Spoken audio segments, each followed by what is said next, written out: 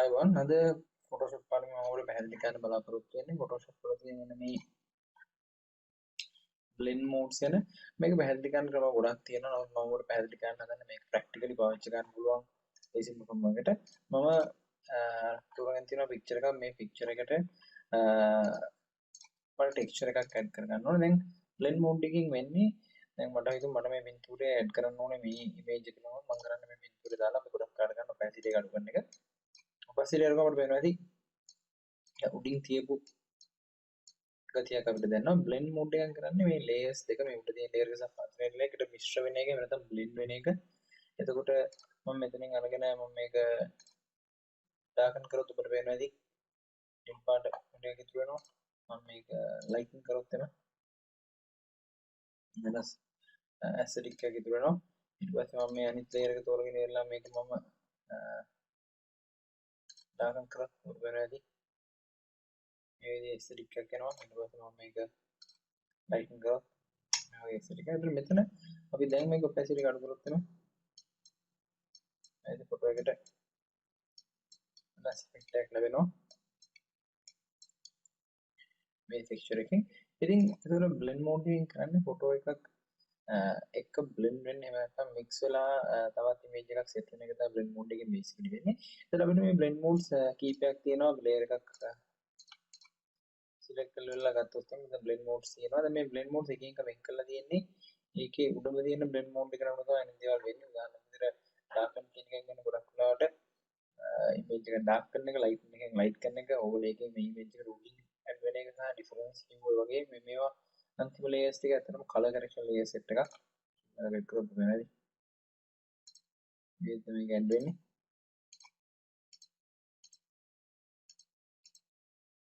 මේ විදිහට එතන අපිට පුළුවන් මේ විදිහට බ්ලෙන්ඩ් මෝඩ්ස් භාවිත කරලා එක එක ආකාරයේ රික්ස් කරගන්න බලමු කොහොමද මේක වාච් කරන්න කියලා. මම මුලින්ම ගන්නවා මෙන්න මේ ඉමේජ් එක. මේක මම දානවා normal වලට. දැන් මේක opacity එක මම full වැඩි කරනවා. මෙතන තියෙන්නේ. දැන් මේ ඉමේජ් එක මම දැම්මොත් එම darken වලට අපිට මේකේ සුදු පාට areas ඔක්කොම invisible වුණා, කළු පාට areas visible තියෙනවා. ඒක ඕක තමයි darken වලින් කරන්නේ. සුදු පාට areas invisible කරනවා, කළු පාට areas visible කරනවා. මම lighting වලට આવොත් ඔයාලගේ මේකේ කළු පාට areas ඔක්කොම invisible කරලා සුදු පාට areas ටික visible තියෙනවා. එතකොට මම આવොත් overlay වලට මේ දෙකම වෙනවා. දැන් සුදු පාට area කළු පාට areas දෙකම යම් කිසි ආකාරයකින් වෙනස් වෙලා තියෙන කියන්නේ gray areas invisible කරලා වගේ තියෙන. මට මේක opacity එක අඩු කරලා වෙනවා. ෆොටෝ එකට පොඩි texture effect එකක් එනවා. විදියට. ඊට පස්සේ අපි ගත්තොත් එම multiply වගේ එකක් full දාන්න opacity එක. multiply දැම්මොත් උනානේ darken සහ multiply වල වැඩි වෙනසක් නැහැ. දෙකම එක වගේ. වැඩිපුර white areas dark කරන එක තමයි කරන්නේ. ඊළඟ soft light දැම්මොත් එම තවත් එක විදිහක් ඊළඟට hard light දැම්මොත් නැති මේ විදිහට වෙනස් වෙනවා. ඒතකොට අපි තෝරගන්න background එක කළු පාට එකක් නම් ඇත්තටම අපිට අවශ්‍ය කරන්නේ සුදු පාට වැඩිපුර පේන්න නම් අපිට darken වගේ එකක් use කරන්න පුළුවන්. සුදු පාට අයින් කරනවා darken use කරන්න පුළුවන්. නැත්නම් lighting use කරන්න පුළුවන්. දැන් අපි ගමු අනිත් background එක. මම දැන් මේකට hue එකක් දාලා තියෙන්නේ. normal කරනවා. තමයි මේක. දැන් මේක මම darken කරොත් ඔබට වෙන්නේ මේකේ dark sides ඔක්කොම අයින් වෙලා ගියා. මේක ලයිට් සයිඩ්ස් ඔක්කොම අයින් වෙලා ගියා. ඩාර්ක් කලර්ස් විතරයි තියෙන්නේ. දැන් මට මේ જાතිය ටෙක්ස්චර් එකක් මගේ ඉමේජ් එකට ගන්න ඕන නම් මගේ බ්ලෙන්ඩ් මෝඩ් එක ඇත්තටම ඉෆෙක්ට් වෙනවා. ඒක මම ලයිටන් කරොත් මේක පාට ඉතුරු වෙනවා. ඩාර්කන් කරොත් ටික විතර ඉතුරු වෙන්නේ. ඒකට මම කරන්න පුළුවන් දෙයක් තමයි මගේ ලේයර් එකේ කලර් එක මට ඉන්වර්ට් කරන්න පුළුවන්. control i වලින් ඒක ඉන්වර්ට් කරන්න පුළුවන්. ඒක වෙලාවේදී කලර්ස් වෙනස් වෙනවා. දැන් අපි දාලා බලමු බ්ලෙන්ඩ් මෝඩ් එකක්. වෙලාවේදී ඊට වඩා ඉෆෙක්ටිව් දැන්. මේක අපි ලයිට් මෝඩ් දාමු. වෙලාවේදී මොකද මේ ෆොටෝ එක පරණ වෙලාගේ ඉෆෙක්ට් එකක් අපිට ෆොටෝ එකෙන් ඇවිල්ලා තියෙනවා.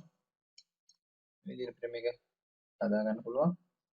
ඊට පස්සේ එහෙම නැත්නම් මට පුළුවන් control L වලට ගිහිල්ලා මගේ levels වලට ගිහිල්ලා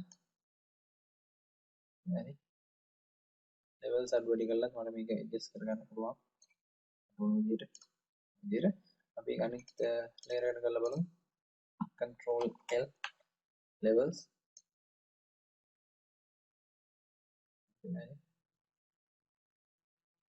අතර අපි මේක දාන්න නැතුව ලයිට් වලට දාමු.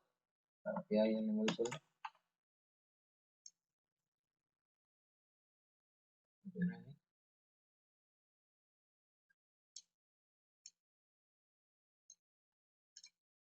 අපිට ඕන මේකේ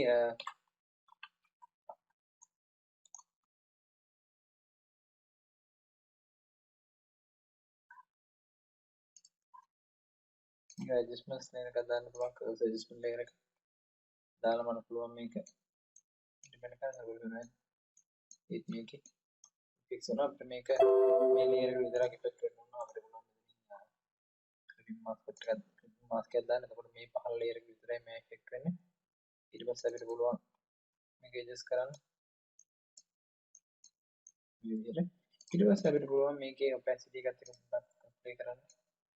ඊට මෙහෙට මම මෙතන ලේයර් එකේ ඔපැසිටි වෙනස් කරන්න මාස්ක් එකේ ඔපැසිටි එක නෙමෙයි. මේ විදිහට කරන්න පුළුවන්. අපිට අවශ්‍ය නම් මේ ඉෆෙක්ට්ස් දෙකම ඇඩ් කරගන්න පුළුවන්. ඇඩ් කරන්න පුළුවන්. එහෙම නැත්නම් මේ දෙකටම අපි කලර් ලෙවල් සෙට් කරනවා නම් මේ දෙකම ගෲප් එක ඇතුළට දාලා ඒක ඇඩ් කරන්න පුළුවන්. එතකොට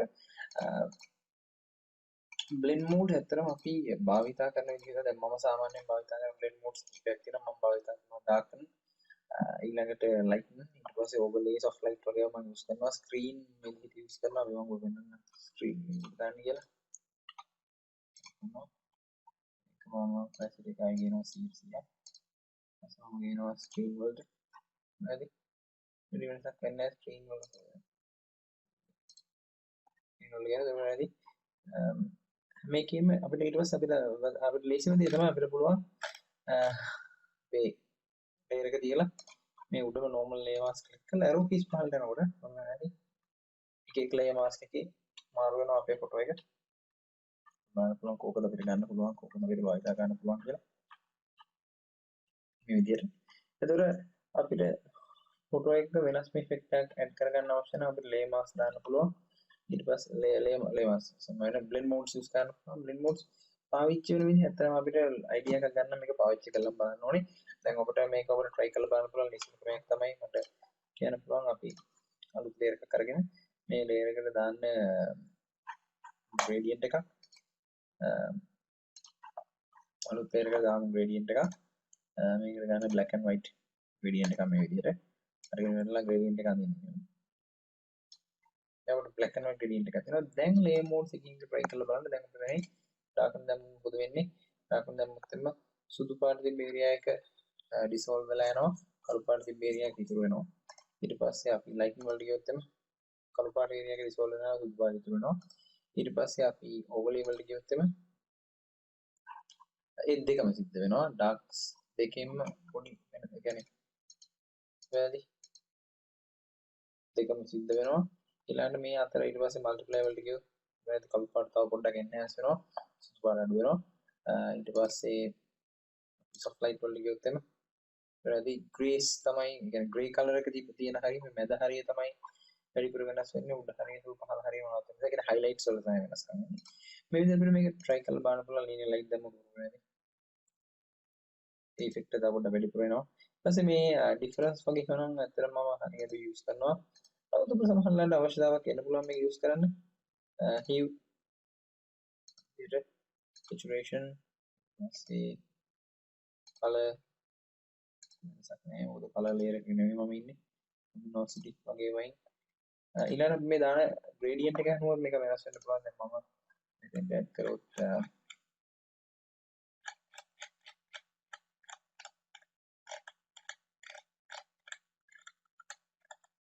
variation තියෙනවා පැහැදිලි.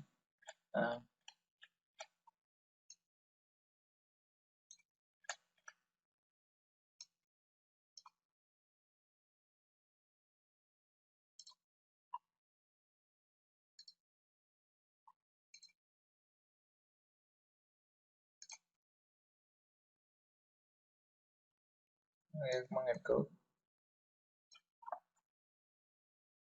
add කළා මම blend mode එක වෙනකොට උඩ වෙනවා ඇති. අමුතු effect එකක් එනවා. එතන මේ විදිහට blending modes use කරලා අපිට පුළුවන් අපේ Photoshop images වලට වෙනස්මක් look එකක් feel එකක් ලබා දෙන්න. ඉතින් මේ try කරලා බලන්න මේකේ ඉතින් මේක භාවිතා කරන විදිහට තමයි අපිට හිතා ගන්න පුළුවන් කොහොමද මේක පාවිච්චි වෙන්නේ කියලා.